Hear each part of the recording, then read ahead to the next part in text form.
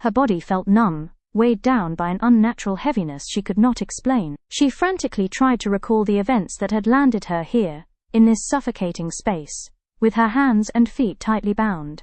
She tried to reposition herself to get her footing, but the sedative in her veins refused to let her body cooperate. Outside the immediate darkness, she heard voices. 2, maybe 3 men, were speaking rapid Nigerian pidgin. The speed of their cadence and her limited understanding of the blended language made it impossible to keep up. The door creaked open, and a blinding beam of light cut through the room. Fear enveloped her. "You done wake?" the voice behind the flashlight grunted. "Where am I? Why am I here? Who are you?" Cecelia asked, her voice trembling despite her desperate attempt to project strength. "Fine girl, no worry now. Calm down," another voice chuckled from the shadows. "Untie me," Cecelia demanded, twisting her body for effect. The first man laughed, a low, gritty sound. "We get fighter, she go do well." Cecelia felt a rough hand caressing her face. She recoiled violently, screaming louder, "Let me go! Get back to your post!" A sharp, authoritative woman's voice cut through the darkness. The men immediately scurried away, terrified of whoever had just spoken. On his way out, one of them muttered, "She be fighter, and she dey smell good too." The room plunged back into darkness. Fearing the quiet more than the men, Cecilia's voice broke into a desperate plea. "Please, please let me go." A harsh fluorescent overhead light flickered on. Cecelia winced, looking around at the dingy, stained concrete walls. For the first time she registered the foul stench of urine, dried blood, and metallic decay. "I am afraid I cannot do that," a woman said in perfect, unaccented English. She was dressed impeccably, standing near the door with a cold, clinical smile. "Why am I here?" Cecelia wept. "You are here to make some very rich, very important men happy," the woman said almost gleefully. "You don't know how long I have been looking for a fine girl like you, with your particular characteristics." Terror, pure and absolute, flooded Cecilia's veins. "I don't understand. What are you talking about?" Tears streamed down her face as the horrific gravity of her situation finally settled in. This cannot be happening, she thought.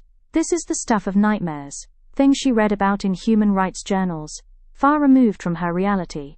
But the tight nylon ropes biting into her wrists and ankles made it painfully obvious. She was being trafficked. The realization triggered a volcanic surge of adrenaline. Cecilia's body convulsed violently as she fought against her restraints, letting out a primal, raw scream that sounded like a sonic boom in the confined space. The woman's expression hardened. "Hold her!" she barked. 2 men rushed back into the room, pinning Cecilia's 5 feet 11 inches frame to the dirty mattress. A sudden, sharp prick pierced her shoulder.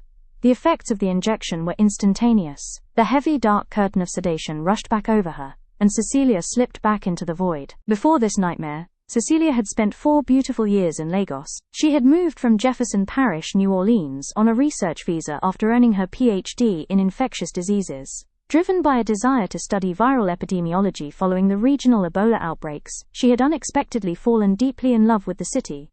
The vibrant culture, the resilient people, the spicy food, and the melodic cadence of the languages. She had built a tight-knit community of friends who made Nigeria feel like home. Standing at a striking 5 feet 11 inches, with deep dark chocolate skin, piercing hazel eyes and a glorious voluminous curly afro, Cecelia was the epitome of a rare, breathtaking beauty. But science and beauty mattered little the morning she was walking to her research lab. A nondescript van had pulled up beside her. 2 men had jumped out, grabbed her from the pavement, and thrown her into the back before she could even scream. The compound of Senator Adebayo was a sprawling, opulent fortress in Ikeyi, glittering with the wealth of Nigeria's political elite. Moving through the crowd was Baba Jide Awolowo.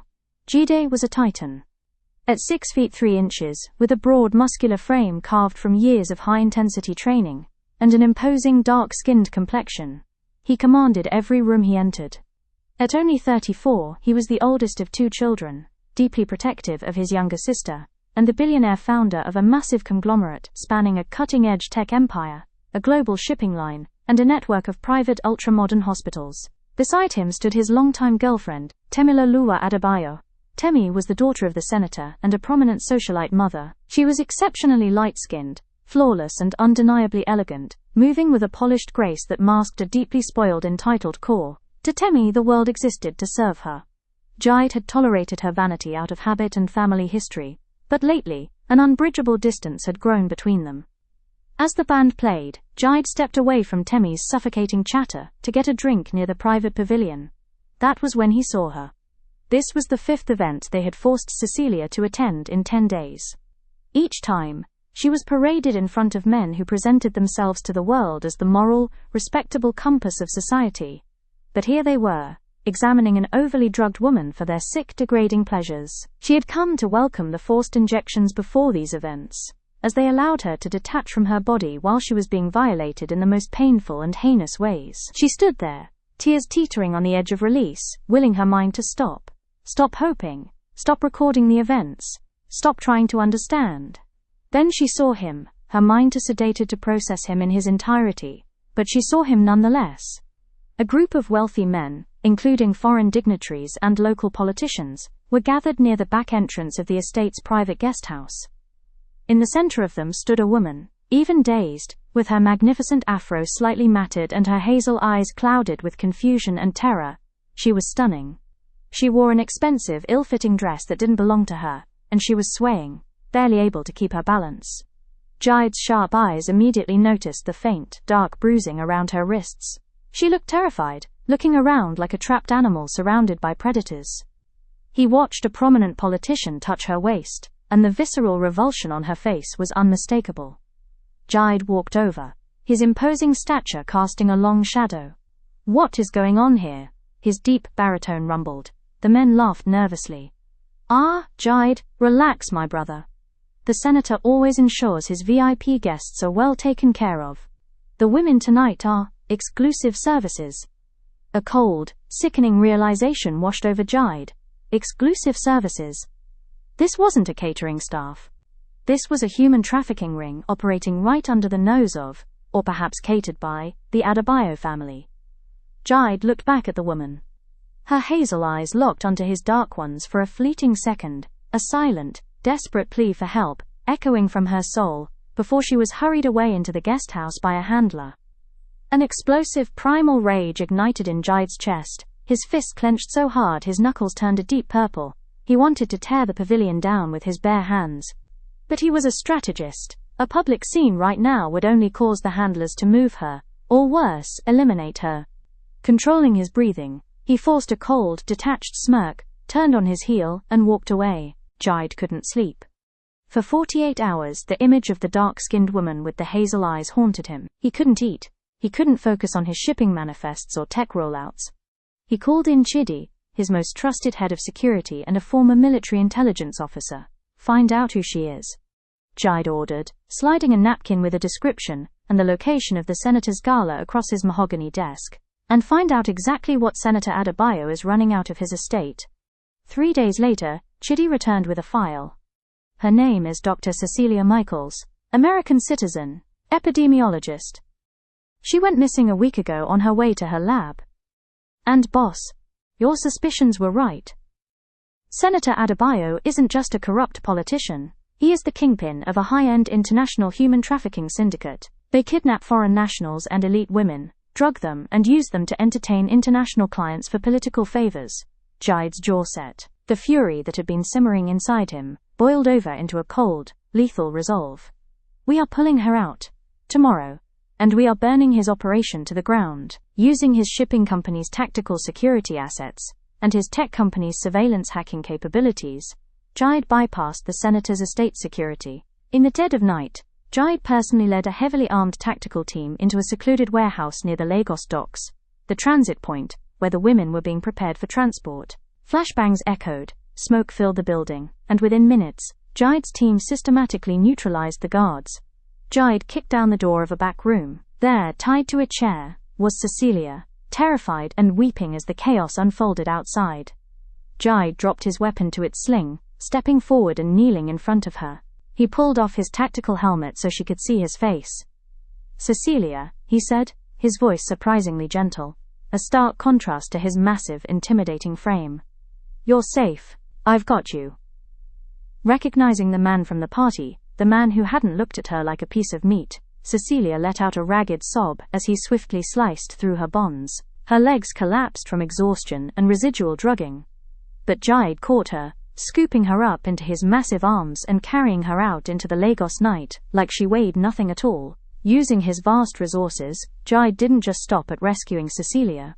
He handed over an airtight dossier of encrypted files, bank accounts and security footage compiled by his tech firm to federal authorities and international intelligence.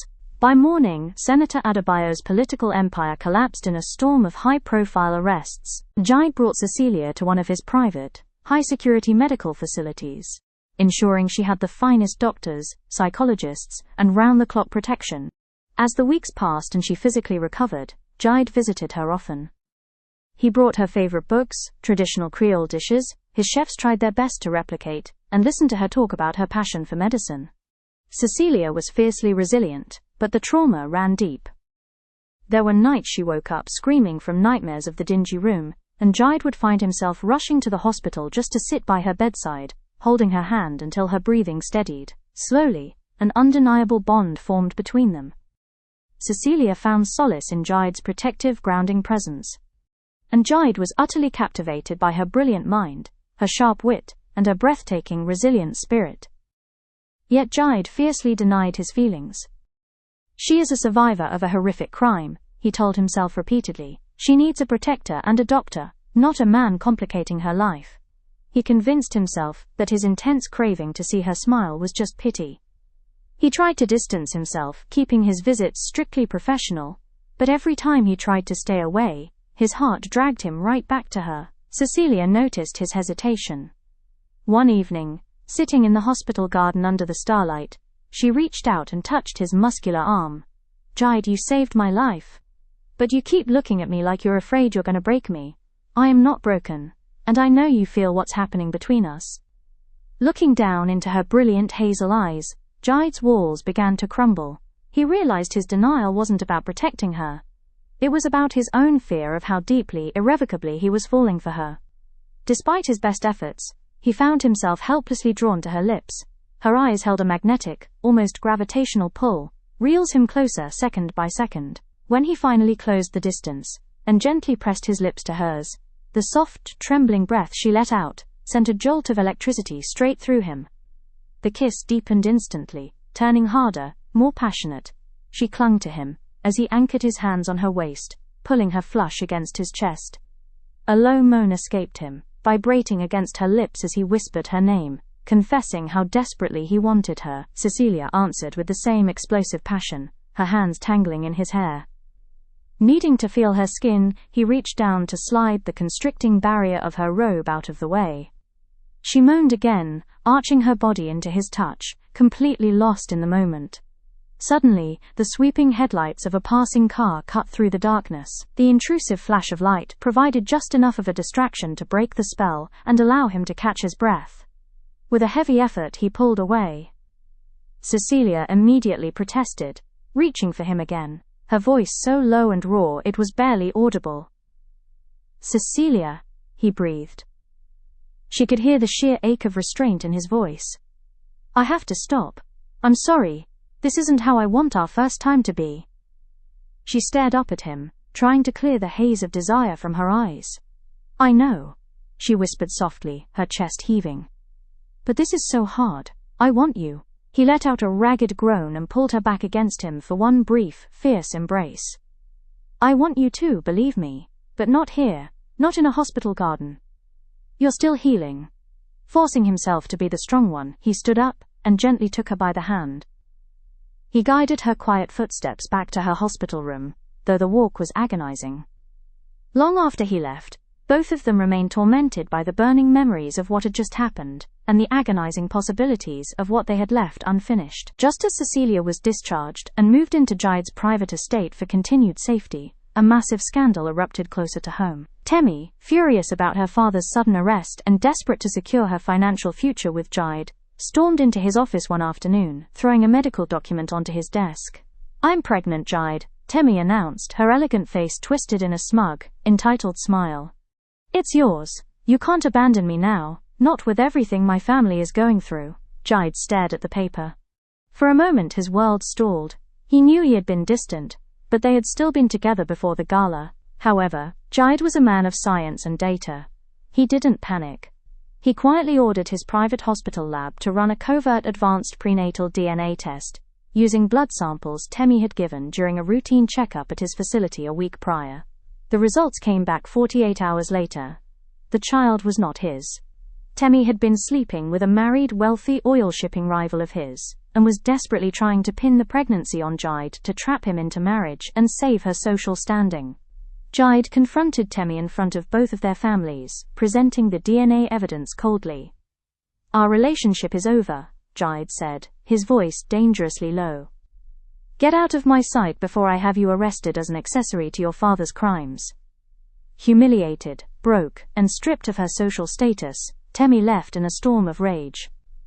Realizing her leverage was entirely gone, and that she could never trap a billionaire, she quietly terminated the pregnancy weeks later, focusing entirely on a bitter, venomous desire for revenge. Months had passed, and the love between Jide and Cecelia had blossomed into something beautiful and unshakable. Cecelia had returned to her research, her laughter echoing through Jide's home, her hazel eyes bright with life once more. Jide no longer denied his feelings. He cherished her openly, introducing her to his younger sister, who instantly adored her. One evening, Jide held a private celebration at his estate to mark Cecilia's new appointment as the head of a major infectious disease research initiative funded by his tech company. The security gates were tight, but Temi, knowing the estate's blind spots from her years of visiting, slipped past the outer perimeter, her eyes wild and full of malice. She crashed the terrace where Jide and Cecelia were sharing a quiet moment away from the guests. "Look at you," Temi spat, stepping into the light. Her polished, elegant exterior was gone, replaced by a bitter, hollow desperation. "A cheap American stray, you think he loves you? He only took you in because he felt sorry for you. You're nothing but a charity case from my father's warehouse." Cecelia flinched slightly at the mention of the warehouse, but she stood her ground, her 5 feet 11 inches frame matching Temi's height, her posture regal. Jide immediately stepped in front of Cecelia, his massive frame shielding her, his dark eyes burning with absolute fury. "Temi, I warned you to stay away from us. She ruined my life," Temi shrieked, pointing a manicured finger at Cecelia. "If it wasn't for her, my father would still be in power, and we would be married. She is a curse." Cecelia gently placed a hand on Jide's back, stepping out from behind him. She looked at Temi, not with fear, but with profound pity. "Your father ruined your life, Temi. And your own greed did the rest. Jide didn't love you because you don't even know what love is, you only know possession." Temi lunged forward, her hands clawed, but Jide caught her wrists instantly, his grip ironclad. "Touch her, and I will ensure you spend the rest of your life in the deepest cell Nigeria has to offer," he whispered, his voice vibrating with a chilling authority. Jide and the security team rushed onto the terrace, immediately restraining Temi, and dragging her kicking and screaming off the property, ensuring she would be handed over to the police for trespassing and violating a restraining order. As the echoes of Temi's screams faded, the estate fell silent again. Jide turned to Cecelia, his hands gently framing her face, his dark skin contrasting beautifully with her deep chocolate complexion. "Are you okay?" he asked, his voice filled with raw concern. Cecelia smiled, her hazel eyes shining in the moonlight as she leaned into his touch. "I am perfect," she whispered. "Because I'm with you." Jide leaned down and kissed her, a deep, protective promise of a future where no darkness could ever touch her again. They had both survived the worst of humanity, only to find their greatest healing in each other. The adrenaline from the confrontation with Temi had finally settled, leaving behind a profound, heavy silence on the master suite terrace. The warm Lagos night breeze rustled the nearby palm fronds, carrying the scent of salt from the distant ocean and the sweet fragrance of night-blooming jasmine. Jide stood by the railing, his massive shoulders tense, his dark skin glistening under the moonlight. The thought of anyone trying to hurt Cecelia still made his blood run hot. Cecelia stepped out onto the terrace, having changed into a soft rose-color silk robe that complemented the rich chocolate of her skin and the striking hazel of her eyes. Her large curly afro framed her face like a halo. She walked up behind Jide, sliding her arms around his broad waist, pressing her 5 feet 11 inches frame against his back. She could feel the hard, sculpted muscle of his back shift as he let out a long breath. "You're still carrying the weight of the world on your shoulders," she whispered, her voice a low, soothing melody. Jide turned around in her embrace, his large calloused hands coming up to rest on her hips. At 6 feet 3 inches he towered over most, but with Cecelia, their eyes aligned perfectly with just a slight downward tilt of his head. When I saw her lunge at you, all I could think about was how close I came to losing you before I even truly had you. I swear to you, Cecelia, no one will ever jeopardize your safety or your peace again. I know, she murmured, looking up into his intense dark eyes. The raw protectiveness in his gaze didn't trigger her past trauma. Instead, it ignited a different kind of fire deep within her. But I'm not thinking about her, Jide. I'm thinking about you, about how much I want you. The honesty in her voice shattered the last of Jide's carefully maintained restraint. For months he had handled her like fragile porcelain, terrified that his size and intensity would overwhelm her after what she had been through. But looking at her now, radiant, confident, and entirely consumed by desire, he knew she was ready. With a low groan, Jide pulled her flush against his chest. His mouth came down on hers, not with the gentle hesitation of the past, but with a fierce, commanding passion. Cecelia gasped into the kiss, her lips parting instantly to welcome the deep, possessive stroke of his tongue. Her fingers tangled into his short, neatly cropped hair, pulling him closer as the kiss deepened into something breathless and consuming. Without breaking the kiss, Jide scooped her up into his arms, lifting her ample frame effortlessly. He carried her inside to the master bedroom, where the only illumination came from the amber glow of the city lights filtering through the floor-to-ceiling windows. He lowered her onto the oversized plush mattress, stepping out of his clothes in one fluid, powerful motion. Under the dim light, his muscular, dark-skinned physique looked like a statue carved from obsidian, broad chest, deeply defined abs, and powerful thighs. When he joined her on the bed, the sheer heat radiating from his body made Cecilia's skin tingle. Jide knelt over her, his hands hovering just above her face, his gaze searching hers. "Tell me to stop if it's too much," he rasped, his baritone voice thick with need. "Don't you dare stop," she breathed.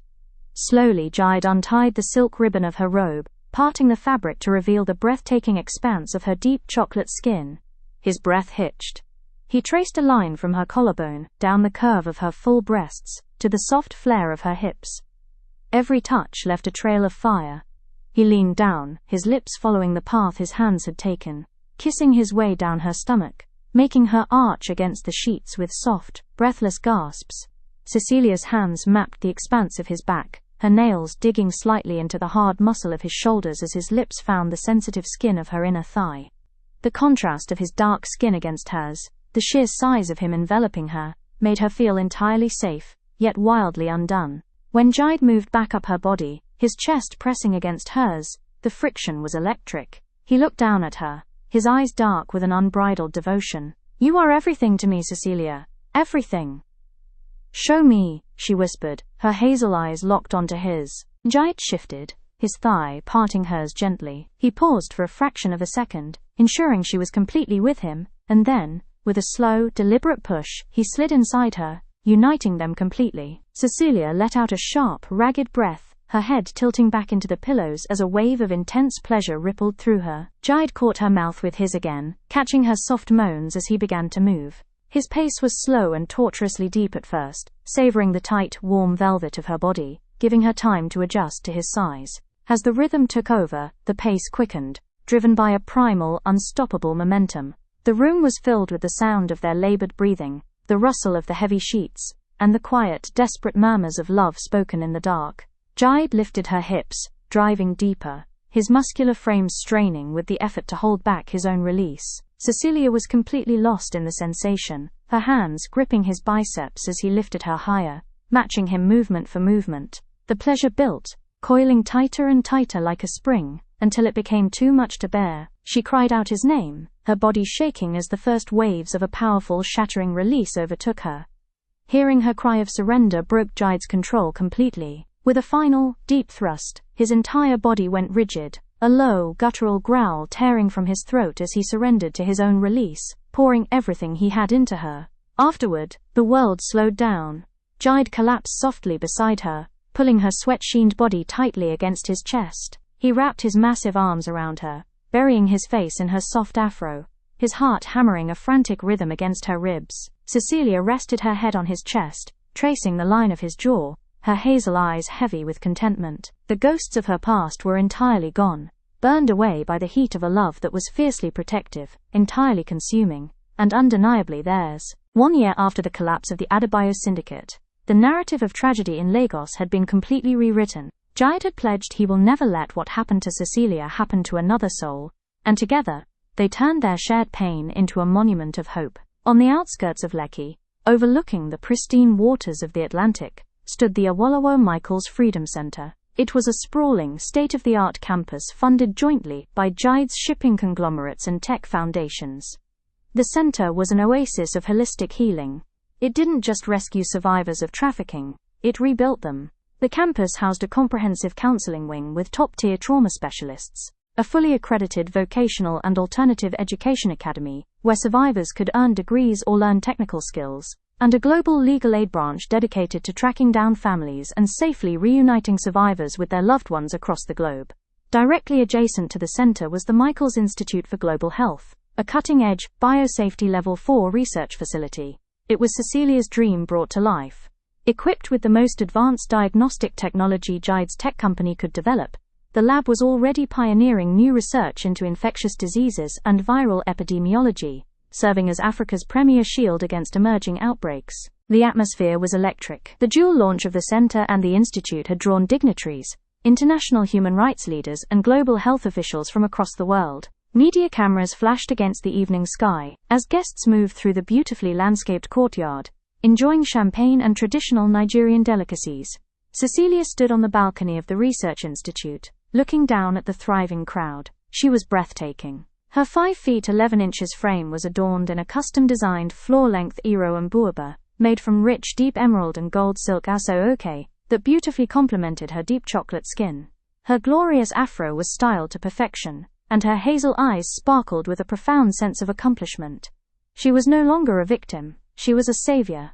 A heavy, familiar warmth enveloped her from behind. Jide stepped onto the balcony, an imposing and magnificent sight, in a tailored, midnight black agbada, embroidered with intricate gold threading that matched her dress perfectly. At 6 feet 3 inches, his muscular frame exuded absolute power, but his face softened completely the moment he looked at her.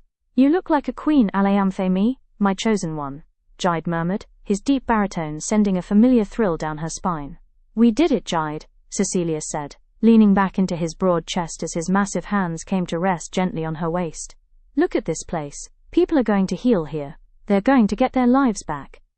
"You did this," Jide corrected softly, kissing the crown of her head.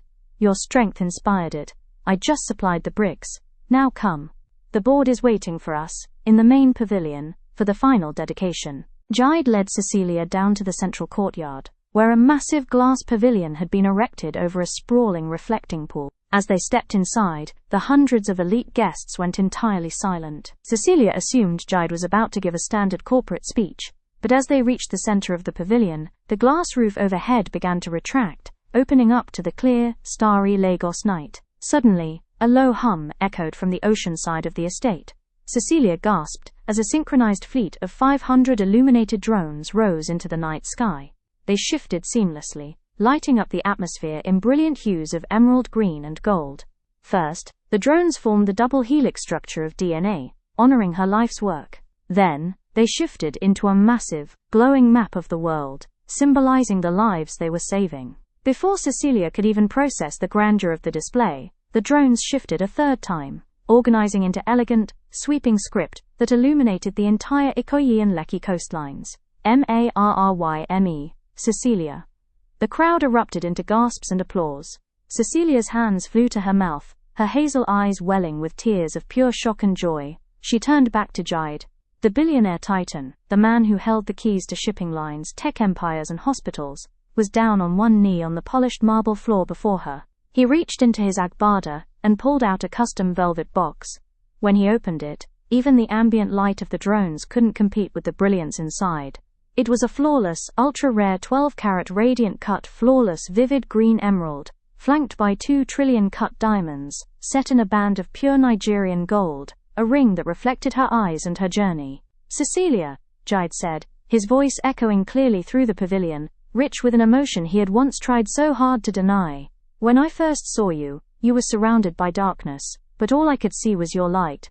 You are the most brilliant, resilient, and beautiful woman I have ever known. You healed my heart, and you have given my wealth and my life true purpose. I don't want to just build empires with you, I want to build a lifetime. Ifemi, will you do me the ultimate honor of becoming my wife? Tears streamed down Cecilia's chocolate cheeks, reflecting the green and gold lights from the sky. The heavy shackles of her past were entirely shattered, replaced by the weightless joy of a boundless future. Yes, Cecelia cried, her voice ringing out with absolute certainty. Yes, Jide, 1,000,000 times yes! Jide stood up, a brilliant, triumphant smile breaking across his handsome face.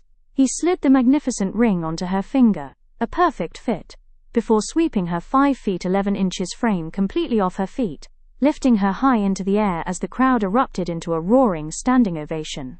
Above them, the drones shifted into a final, massive blazing heart over the Atlantic Ocean, signaling to all of Lagos that the billionaire had found his match, the healer had found her peace, and together they were unstoppable. And that brings us to the end of Cecelia and Jide's journey today. Thank you so much for spending your valuable time with me, my cultured pearls. If this story touched your heart, please give it a thumbs up and share it with someone who appreciates the beauty of our blended traditions. Our quest to grow our channel can only be achieved with your incredible support. Every like, share, and subscribe truly means the world to us, and allows us to continue bring you these incredible stories of love. Before you go, I want to hear from you. What part of today's narrative resonated with you the most? Drop your thoughts in the comments below, and let me know what part of the world you are joining us from. Until next time, keep celebrating the authenticity of love and heritage. Bye for now.